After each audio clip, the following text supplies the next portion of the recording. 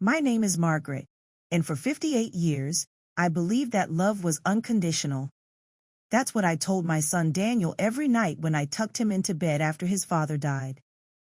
That's what I whispered to myself during those 18-hour shifts at the diner, saving every penny for his college fund. That's what I clung to when he stopped calling, when he moved across the country, when he met her. But standing in that church parking lot, staring at a literal trash can where my seat should have been, I realized that sometimes love needs conditions. Sometimes it needs consequences. Let me start from the beginning, because every story of betrayal starts with trust, and mine began 28 years ago in a hospital room that smelled like disinfectant and broken dreams. Mrs. Thompson, I'm sorry, but your husband didn't make it. The words hit me like a freight train. Michael was only 32. A heart attack, they said. One minute he was fixing the kitchen sink, humming some old Beatles song, and the next minute I was a widow with a 6-year-old son and $17 in my checking account. Daniel was too young to understand death, but old enough to feel the absence. I remember finding him in Michael's closet that first week, wrapped in his father's work shirts, crying softly. "Mommy, when is Daddy coming home?" I knelt down beside him, breathing in the faint scent of Michael's cologne still clinging to the fabric. "Daddy can't come home, sweetheart, but he's watching over us, and he wants us to take care of each other." That became our motto: we take care of each other. For the next 12 years, it was just me and Daniel against the world. I took a job at Murphy's Diner on Route 9, working split shifts that meant leaving Daniel with Mrs. Rodriguez next door at 5 in the morning and picking him up after his bedtime stories. My feet would ache so badly that I'd soak them in ice water while helping him with homework at the kitchen table. "Mom, you don't have to work so hard," Daniel told me once when he was 14, watching me count tips with fingers stained from coffee grounds and exhaustion. "I want to, baby. Everything I do is for you." And I meant it. Every burned hand from the grill, every rude customer who called me names, every Christmas morning when I wrapped presents I couldn't afford, it was all for Daniel. I wanted him to have every opportunity I never had. When he got accepted to Stanford with a partial scholarship, I cried for 3 hours straight. Not because I was sad, but because I was so proud I thought my heart might burst. "Mom, the scholarship only covers 60%. I can go to community college instead." "Absolutely not." I grabbed his face in my hands, looking into those brown eyes that were so much like his father's. "You're going to Stanford, and you're going to be someone important. I'll figure out the money." I sold our house, the only thing Michael had left us, and moved into a studio apartment above the diner. I picked up weekend shifts at a hotel doing laundry. I cleaned offices at night. For 4 years, I sent Daniel every penny I could scrape together, even when it meant eating ramen noodles for dinner and wearing shoes with holes in them. He called me every Sunday during his freshman year. We talked for hours about his classes, his friends, his dreams of becoming a lawyer.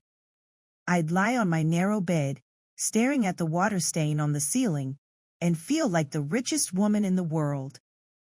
"I'm going to take care of you when I graduate, Mom. We're going to get you a big house with a garden, and you'll never have to work again." "I don't need a big house, sweetheart. I just need you to be happy." The calls started getting shorter during his sophomore year, more rushed. He was busy with internships, he said. Study groups. I understood. I was proud that he was building a life for himself. During his junior year, he mentioned a girl named Victoria. "She's incredible, Mom.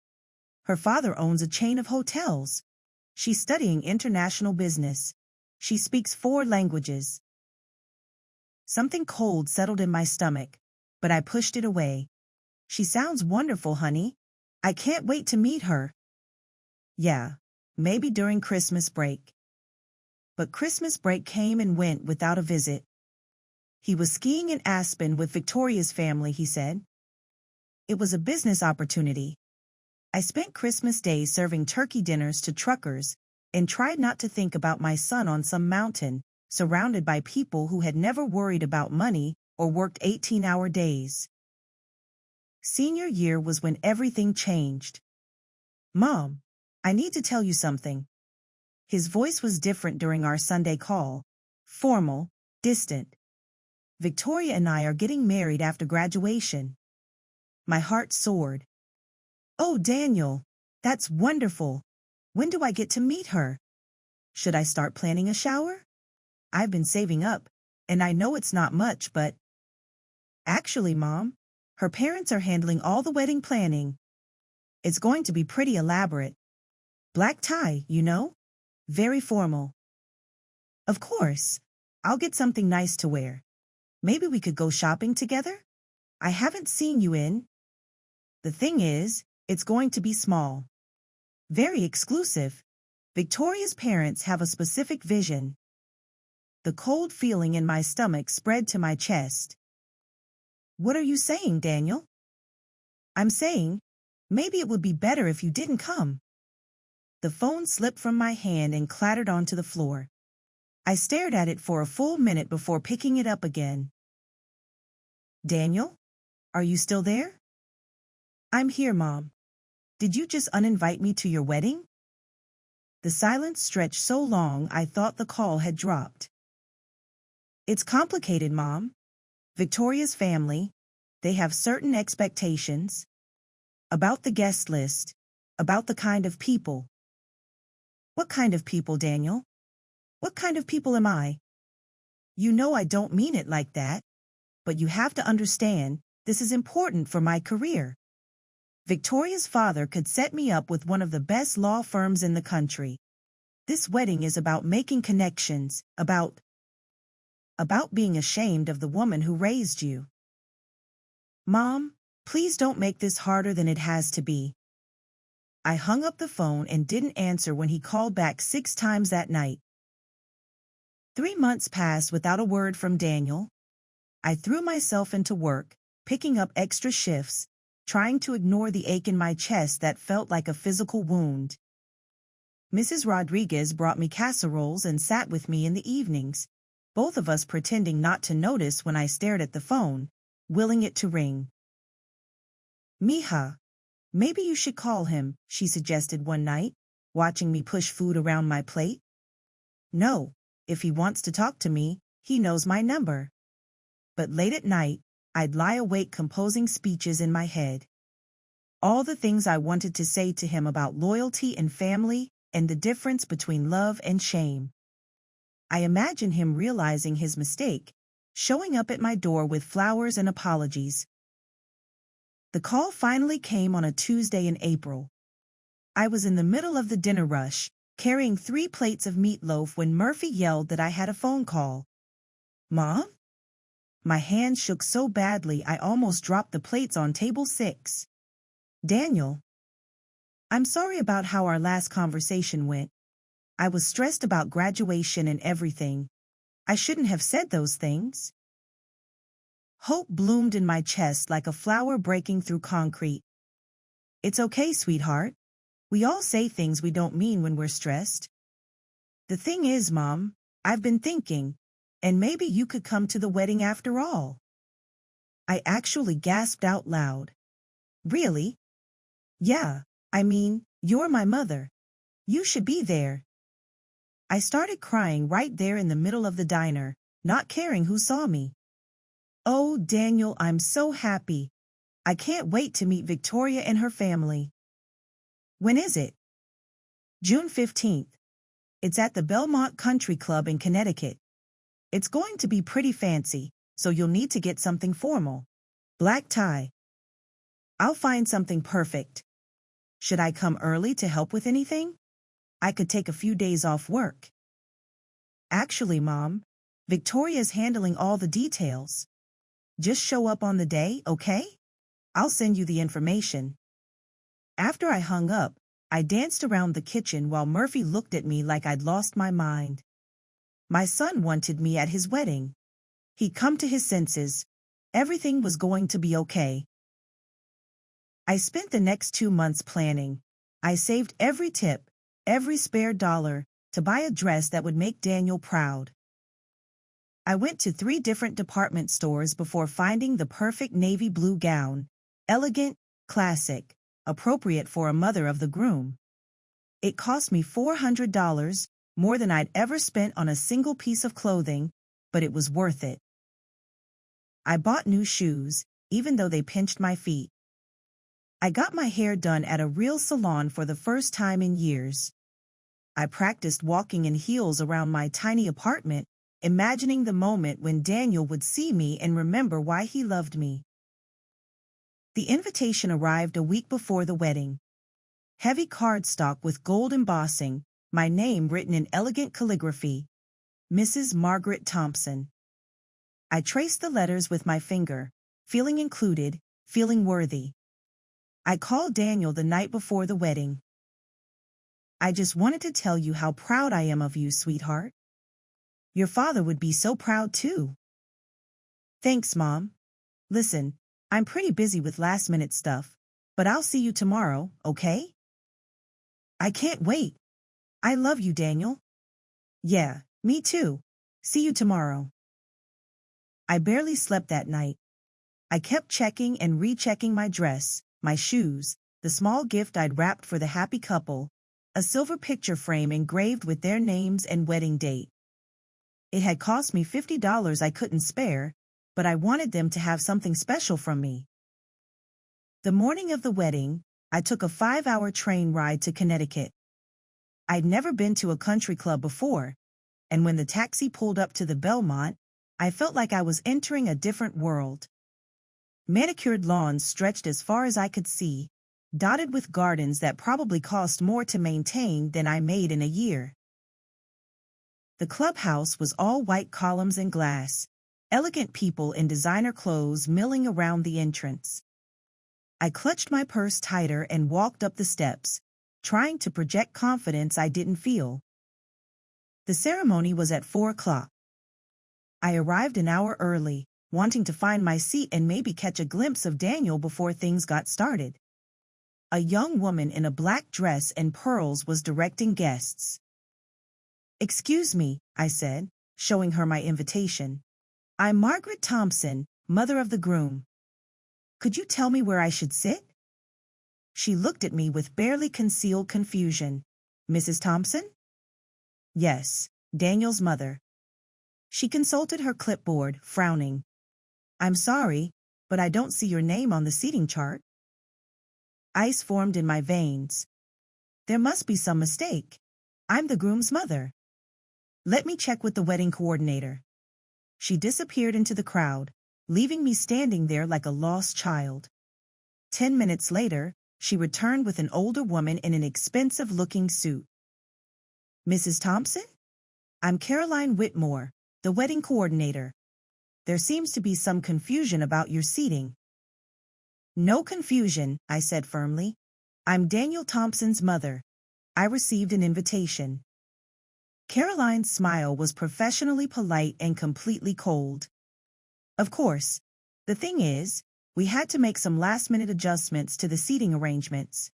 Family dynamics, you understand." "I don't understand. Where am I supposed to sit?" She gestured vaguely toward the back of the ceremony space. "We've arranged something special for you. Very discreet." My stomach dropped, but I followed her through the crowd of guests who looked like they'd stepped out of a magazine. Everyone was beautiful, everyone was polished, everyone belonged here in a way I clearly didn't. We walked past row after row of white chairs decorated with cream roses and gold ribbons. Past the front rows marked with "Reserved for Family" signs. Past the middle rows where friends and colleagues would sit. All the way to the very back corner, where someone had set up a small table. "Here we are," Caroline said brightly. "Your own private seating area." I stared at the table. It was covered with a cloth that didn't quite match the rest of the decor. On it sat a single folding chair, the cheap metal kind you'd find at a church potluck. And next to the chair, like some kind of sick joke, was a black trash can. "I'm sorry, I don't understand," I said, even though I was beginning to understand perfectly. "Well, we needed somewhere for people to dispose of their programs after the ceremony, and this seemed like the perfect spot. Very convenient." The message was crystal clear. I was trash. Something to be hidden away. Something embarrassing that needed to be dealt with discreetly. I looked around the room, searching for Daniel's face in the crowd of groomsmen, but I couldn't see him. Part of me wanted it to march up to the front, to demand answers, to make a scene. But I also knew that doing so would only confirm what Victoria's family already thought about me. So I sat down in that folding chair, next to that trash can, and waited for my son's wedding to begin. The ceremony was beautiful, I'll give them that. Victoria looked like a princess in a dress that probably cost more than I made in 6 months. She walked down the aisle on her father's arm, radiant and confident, while a string quartet played something classical and expensive. And then I saw Daniel. He stood at the altar in a perfectly tailored tuxedo, his hair styled just like his father's used to be on special occasions. He looked handsome and successful and completely foreign to me. This wasn't the little boy who used to crawl into my bed during thunderstorms. This wasn't the teenager who used to help me count tips at the kitchen table. This was a stranger who had chosen status over the woman who had sacrificed everything for him. When the minister asked if anyone objected to the union, I bit my tongue so hard I tasted blood. I wanted to stand up and tell everyone in that room what kind of man Daniel really was. I wanted to describe the nights I went to bed hungry so he could have lunch money. I wanted to tell them about selling my wedding ring to pay for his textbooks. But I stayed silent, clutching my small gift in my lap, watching my son promise to love and honor a woman whose family had literally treated me like garbage. During the ring exchange, Daniel's eyes swept across the crowd, and for just a moment, they landed on me. I saw him see me sitting there next to that trash can, saw his face register shock and something that might have been shame. But he didn't stop the ceremony. He didn't acknowledge me.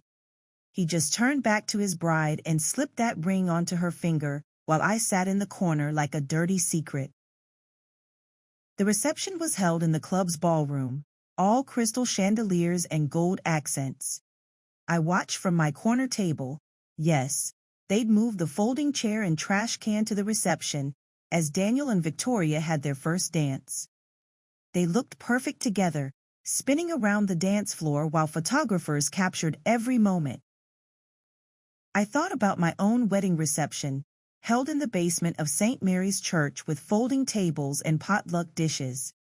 Michael had been so nervous he'd stepped on my dress during our first dance, and we'd laughed until we cried. There hadn't been photographers or string quartets, but there had been love. Real love, not the performative kind I was watching now. Around 8 o'clock, after the dinner I wasn't served and the toast I wasn't invited to make, Daniel finally approached my table. He looked uncomfortable, tugging at his bow tie like it was strangling him. "Mom." I looked up from my untouched glass of water. "Hello, Daniel. I'm glad you could make it." The casual cruelty of that statement took my breath away. "Are you? Because from where I'm sitting, it seems like you wished I hadn't come at all." His face flushed red. "It's not like that. The seating arrangements were complicated. Victoria's family has certain traditions." "What traditions involve putting the groom's mother next to a trash can?" Several nearby guests turned to look at us, and Daniel's flush deepened. "Keep your voice down, Mom. People are staring." "Let them stare. Maybe they should know what kind of man you've become." "What's that supposed to mean?" I stood up slowly, my new shoes pinching my feet, and looked my son in the eye. "It means that I raised you better than this." It means your father would be ashamed. Don't bring Dad into this. Why not? He's the one who taught you that family comes first. That you take care of the people who love you. That you never, ever turn your back on someone who would give their life for you. I'm not turning my back on you, Mom. I'm just trying to start my life with Victoria. Can't you understand that? What I understand is that you're embarrassed by me. What I understand is that you'd rather pretend I don't exist than deal with the fact that I don't fit into your new perfect life. Daniel glanced around nervously. Victoria was across the room, laughing with a group of women who looked like they'd stepped out of a magazine.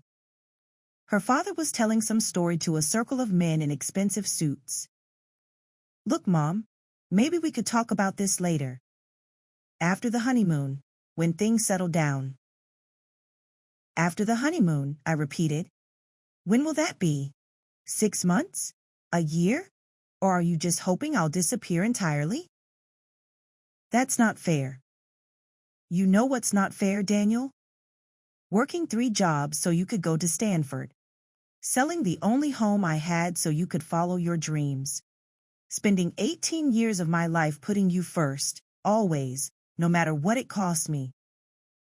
My voice was getting louder, and I could see people starting to stare more openly. Good.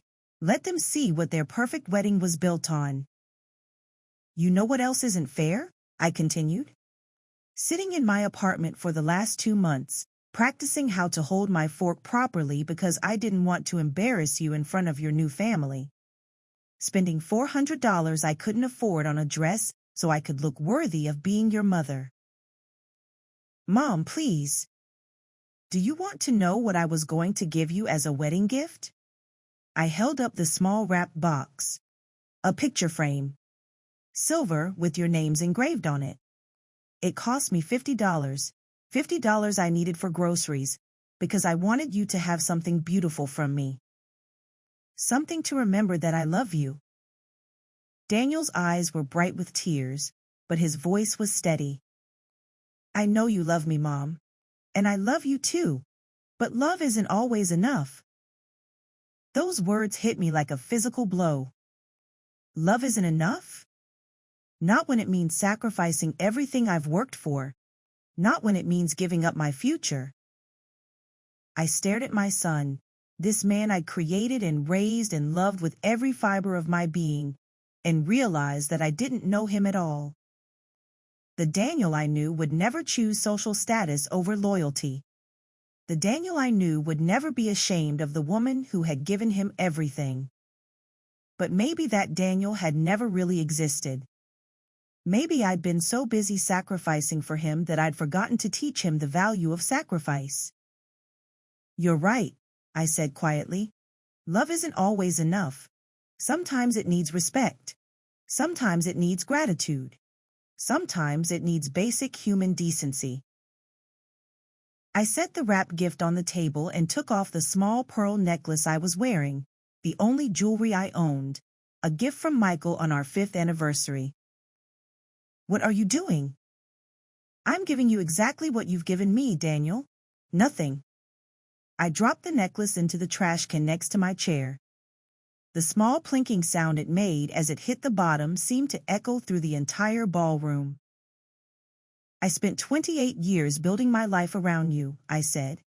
28 years making sure you had everything you needed to become the man you wanted to be. And you became exactly that. A man who treats his mother like garbage. I started walking toward the exit, my head held high despite the tears streaming down my face. Behind me, I could hear Daniel calling my name, but I didn't turn around. I walked through that crowd of beautiful, wealthy people who had watched my humiliation like it was entertainment, and I didn't look back. It wasn't until I was in the taxi heading back to the train station that I allowed myself to fall apart completely. Chapter 4. The Reckoning. The train ride back home felt like traveling through a different dimension. Every mile that passed took me further away from the woman I'd been that morning, hopeful, eager to reconcile with her son, desperate for acceptance. By the time I walked into my tiny apartment above Murphy's Diner, I was someone else entirely. I sat on my narrow bed, still wearing that $400 dress, and stared at the phone. Part of me expected Daniel to call, to apologize, to realize what he'd done. But the phone stayed silent, and as the hours passed, I began to understand that it would remain silent. The next morning, I went back to work like nothing had happened.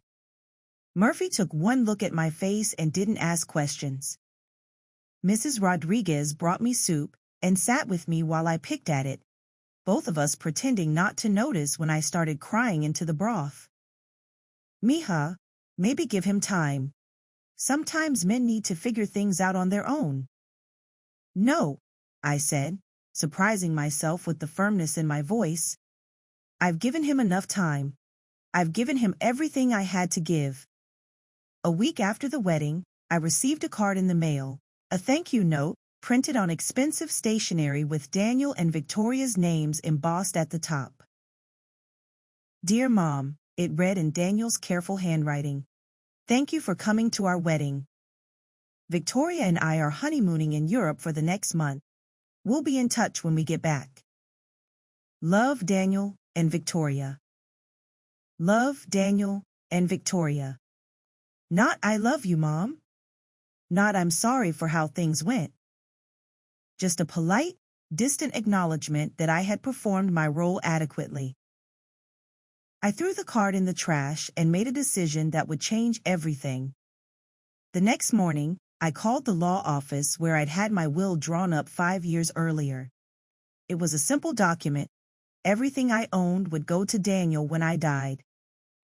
The apartment might not be worth much, but I had a life insurance policy from my job at the diner, and I'd been putting small amounts into a savings account for years.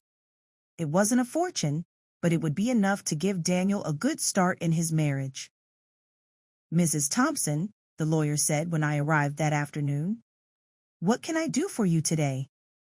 "I need to change my will." "Of course. Are you adding beneficiaries? Making adjustments to the distribution?" "I'm removing my son entirely." The lawyer's eyebrows went up. "That's a significant change. Are you sure you want to do this?" I've never been more sure of anything in my life. It took 2 hours to rewrite everything. Instead of Daniel, my life insurance would go to a scholarship fund I was establishing at the local community college, specifically for single mothers trying to get their education. My savings account would go to Mrs. Rodriguez, who had been more of a family to me in the past week than my own son had been in years. "What about personal effects?" the lawyer asked. "Jewelry, photographs, sentimental items?" I thought about the boxes of Daniel's childhood memorabilia in my closet. Report cards and school pictures, his first baseball glove, the Father's Day cards he'd made me after Michael died. 22 years of memories, carefully preserved. Donate everything to charity. I don't want my son to have anything that belonged to me. The lawyer looked uncomfortable. "Mrs. Thompson, I have to ask, are you making this decision while you're emotional?" Sometimes family disputes can be resolved with time and communication. I laughed, but there was no humor in it. "This isn't a dispute. This is a recognition of reality. My son has made it clear that I'm an embarrassment to him, that I'm something to be hidden away and managed. Well, I'm giving him exactly what he wants, a life without me in it." 2 months passed without a word from Daniel. I threw myself into work, picked up extra shifts, and started volunteering at the community center on weekends. I was teaching a financial literacy class for young mothers, sharing everything I'd learned about making ends meet on minimum wage. "The most important thing," I told them during one session, "is to never let anyone make you feel ashamed of doing whatever it takes to provide for your children. You work hard because you love them. That's something to be proud of, not embarrassed about." After class, a young woman named Sarah approached me. She was maybe 25, with a toddler on her hip and exhaustion written across her face. Mrs. Thompson, I just wanted to thank you. What you said about not being ashamed, I needed to hear that.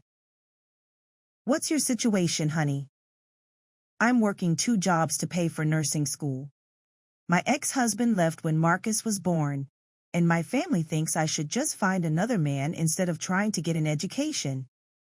She bounced the baby gently. Sometimes I wonder if they're right. I looked at this brave young woman, struggling to build a better life for herself and her child, and felt something shift inside my chest. Let me tell you something, Sarah. I worked 3 jobs to put my son through Stanford. I sold my house, lived in a studio apartment, wore shoes with holes in them. And you know what he did? He uninvited me to his wedding because I wasn't good enough for his new family. Sarah's eyes widened. But that doesn't mean what I did was wrong. It means I gave everything to someone who didn't deserve it. You're giving everything to someone who does deserve it, yourself and your son. That's the difference. After that conversation, I started thinking about Daniel differently. Instead of mourning the son I'd lost, I began to see him clearly for what he was, a man who had inherited all of his father's good looks and none of his character. Michael would have been appalled by Daniel's behavior. Michael, who had worked 2 jobs his entire adult life and never once complained. Michael, who had treated my mother with respect even when she disapproved of our marriage. Michael, who had taught Daniel that character was measured by how you treated people who couldn't do anything for you. Your father would be so disappointed in you, I said out loud to my empty apartment. It felt good to finally say it. 3 months after the wedding, Daniel finally called. Mom? It's me. I was folding laundry, moving through the familiar routine that had become meditation. Hello, Daniel. How are you? I'm fine. How was the honeymoon? It was great. We went to Italy and France. Victoria's father has business connections all over Europe, so we got to see some amazing places. That's nice. There was a long pause. Mom, I've been thinking about the wedding, about how things went. Oh, I think maybe we should talk. Clear the air. I set down the shirt I was folding and sat on my bed. What would you like to talk about? I know you were upset about the seating arrangement, and I get it, I really do. But I was hoping you could understand my position. Victoria's family has certain expectations, and I'm trying to build a career here. I understand perfectly, Daniel. You've made your priorities very clear. It's not about priorities, Mom. It's about being practical, about thinking long-term. You're absolutely right. That's exactly what I've been doing, thinking long-term. Good, so maybe we can put this behind us and move forward. Actually, I wanted to tell you about some changes I've made. Legal changes. What kind of changes? I took a deep breath. I've rewritten my will, Daniel. You're no longer my beneficiary. The silence on the other end of the line stretched so long I thought he'd hung up. What do you mean? I mean that when I die, you won't inherit anything from me. My life insurance is going to establish a scholarship fund for single mothers. My savings are going to Mrs. Rodriguez. My personal belongings are being donated to charity. Mom, you can't be serious. I've never been more serious about anything in my life. You're punishing me because of one bad day? Because of some seating arrangement that wasn't even my decision? This isn't punishment, Daniel. This is consequences. You made it clear that I'm an embarrassment to you, that I don't fit into your new life. So I'm making sure that my death won't be an embarrassment either. That's not what I meant, and you know it. Is it? Because from where I was sitting, next to a trash can, in case you forgot, it seemed pretty clear what you meant. The trash can wasn't my idea. That was Victoria's mother's doing. I didn't even know about it until I saw you sitting there. And what did you do when you saw your mother sitting next to a trash can at your wedding, Daniel? Another long silence. You did nothing, I continued. You were embarrassed, but not by the trash can. You were embarrassed by me. By the woman who raised you, who sacrificed everything for you, who loved you unconditionally for 28 years. Mom, please, can't we work this out? I'll talk to Victoria. We'll have dinner. We'll figure something out. Figure out what? How to manage me. How to fit me into your life in a way that won't embarrass you. How to throw me enough scraps to keep me quiet? That's not what I want. Then what do you want, Daniel? I want my mother back. For just a moment, hearing those words, I felt my resolve waver. This was my child, the little boy I'd rocked to sleep and nursed through fevers and cheered for at every baseball game. But then I remembered sitting in that corner, invisible and unwanted, while he celebrated the biggest day of his life without me. Your mother was always there, Daniel. She was there when you had nightmares and when you needed help with homework and when you called crying because you were homesick at college. She was there when you needed money and support and unconditional love. And where were you when she needed just a little bit of respect? A little bit of dignity? I made a mistake. No, you made a choice. You chose Victoria's family's opinion over my feelings. You chose your career prospects over your mother's dignity. You chose status over love. I can make different choices now. It's too late for that, Daniel. Some choices can't be undone. Some wounds can't be healed with apologies. So that's it? You're just going to cut me out of your life? I'm not cutting you out of anything. You're welcome to call me, to visit me, to be part of my life. But you'll be doing it as the person you've chosen to become, not as my heir. This is about money? This is about respect. About teaching you that actions have consequences. About making sure that the money I've spent my entire life saving goes to people who will appreciate it. I could hear him breathing on the other end of the line, could almost hear the wheels turning in his head as he tried to figure out how to fix this. What if I left Victoria? The question was so unexpected that I almost laughed. What? What if I left her? Got divorced? Started over? Daniel, I don't want you to leave your wife. I want you to become the kind of man who would never have treated his mother the way you treated me. I can change. Maybe you can. But that change has to come from inside you, not from the promise of an inheritance. How do I prove to you that I've changed? I thought about all the young mothers in my financial literacy class, struggling to build better lives for their children. I thought about Sarah, working 2 jobs and going to nursing school, never once ashamed of what she was doing. You don't prove it to me, Daniel. You prove it to yourself. You figure out what kind of man your father would have wanted you to be, and then you become that man. Not because you want something from me, but because it's the right thing to do. And if I do that, if I become that man, then you'll be someone I'm proud to call my son again. And maybe, if you're very lucky, someone your children will be proud to call their father. After I hung up the phone, I sat in my small apartment and felt something I hadn't experienced in months: peace.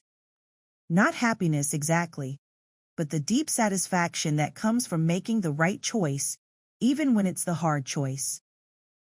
Daniel called me twice more over the next few weeks, but I let the calls go to the answering machine I'd bought myself as a small luxury. His messages were pleading, apologetic, desperate. He wanted to meet, to talk, to make things right. But I wasn't ready to make things right. I wasn't sure I ever would be. Because here's what I'd learned in those months since the wedding.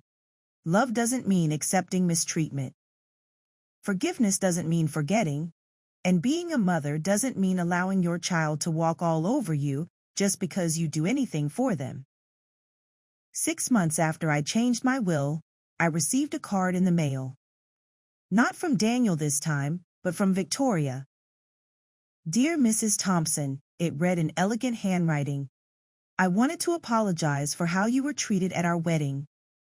Daniel has told me about the seating arrangement, and I'm horrified that my mother would do such a thing. I never intended for you to feel unwelcome, and I hope we can start fresh. Sincerely, Victoria. I read the card 3 times, looking for the catch.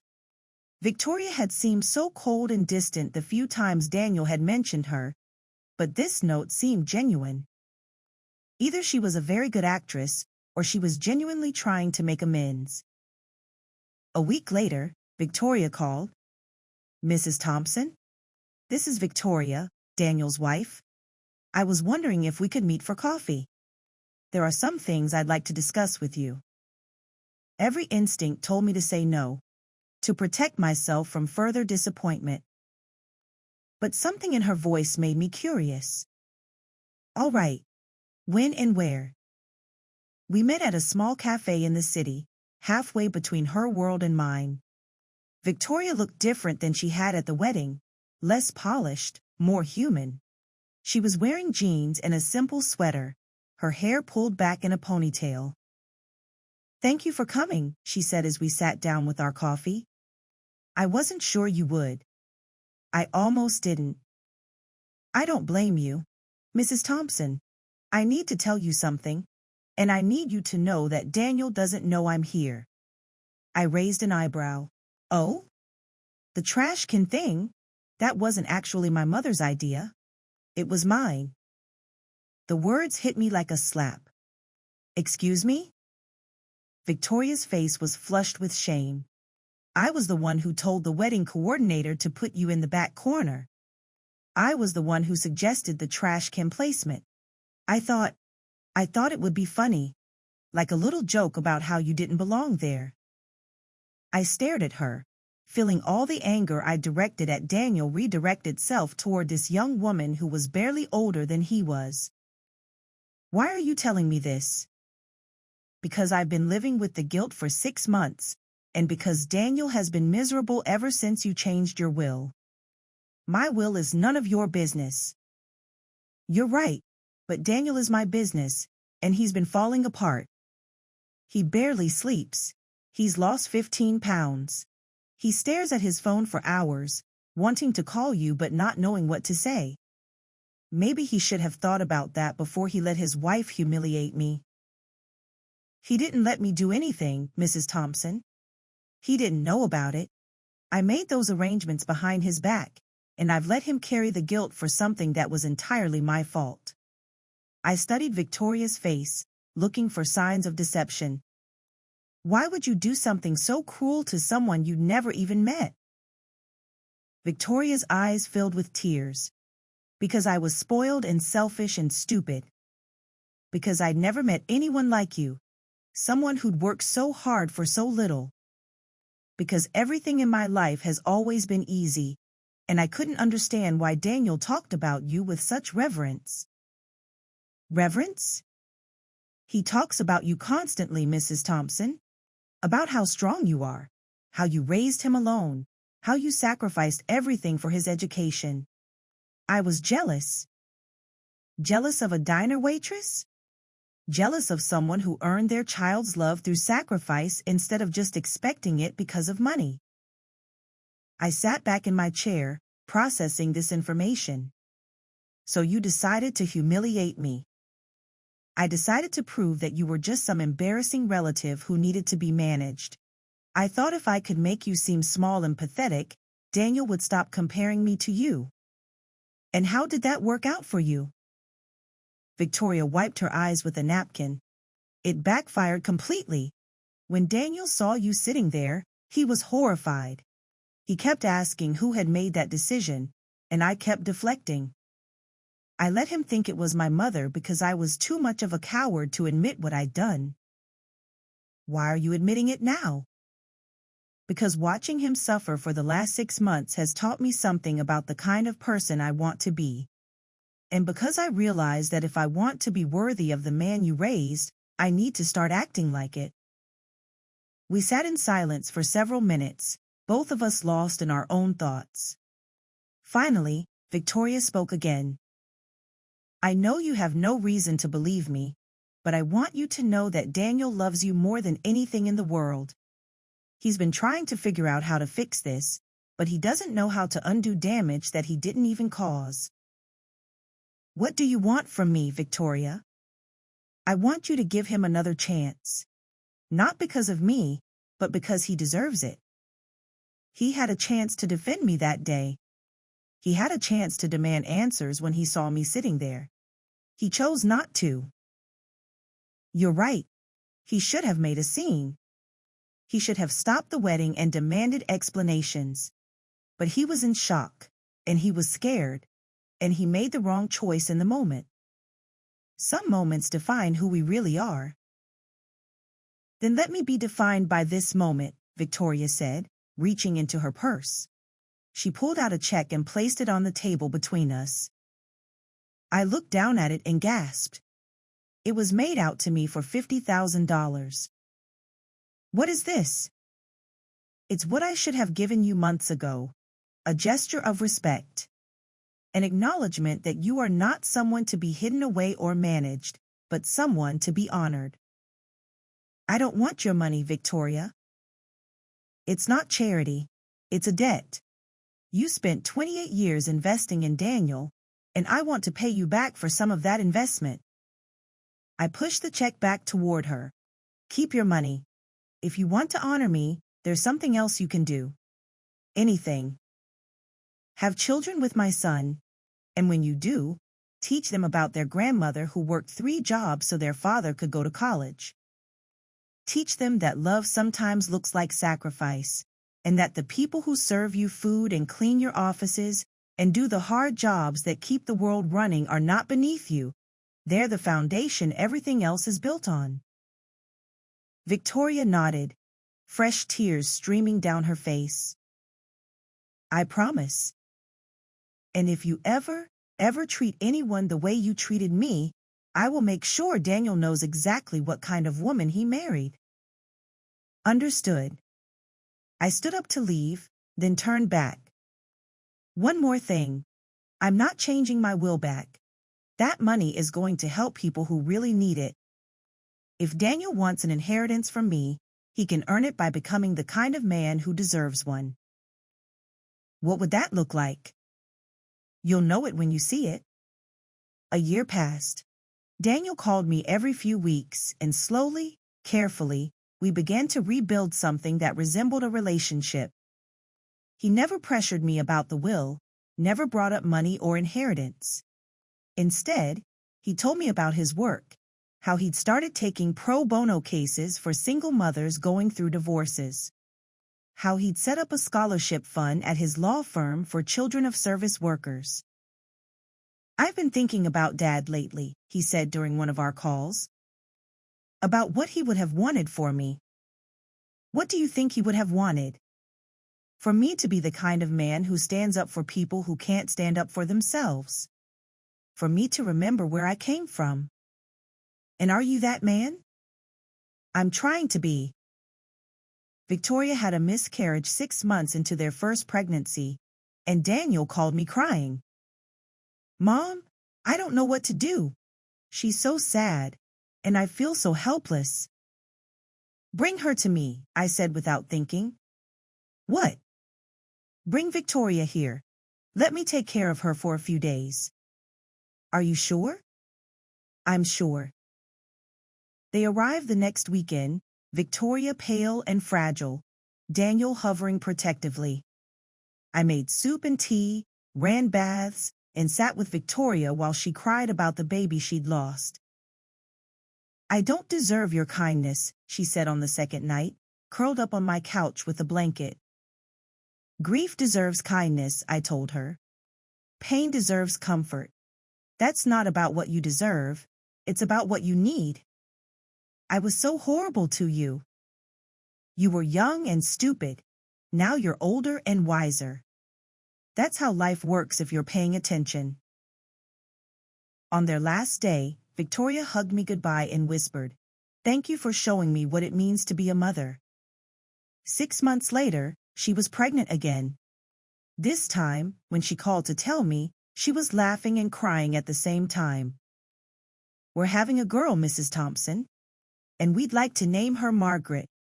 After you." I had to sit down. "Are you sure?" "We're sure. Daniel says he wants her to grow up knowing about the woman who taught him that love means sacrifice." Little Margaret was born on a snowy Tuesday in December, perfect and healthy and loud. When Daniel placed her in my arms for the first time, I saw Michael's eyes looking back at me. "She's beautiful," I whispered. "She's going to know all about her grandmother," Daniel said. "About how strong you are, how hard you worked, how much you loved." I looked up at my son, this man who had broken my heart and was slowly, carefully putting it back together, and made a decision. "Daniel, I have something to tell you." "What?" "I'm changing my will again." His face went white. "Mom, I'm adding a trust fund for Margaret's education. Not because I forgive you, but because I love her." Daniel's eyes filled with tears. "Thank you. But the rest of it stays the same. The scholarship fund, the donation to Mrs. Rodriguez, all of that remains." "I understand. Do you? Do you really understand why?" Daniel nodded slowly. "Because the money isn't about love. It's about values. And you want your money to go to people who share your values." "Exactly." I handed Margaret back to Victoria and looked at both of them seriously. "You have a chance to raise this little girl, right? To teach her that kindness matters more than status, that character matters more than money, that the measure of a person is how they treat those who can't help them." "We will," Victoria promised. "I know you will. Because if you don't, I'll come back and haunt you both."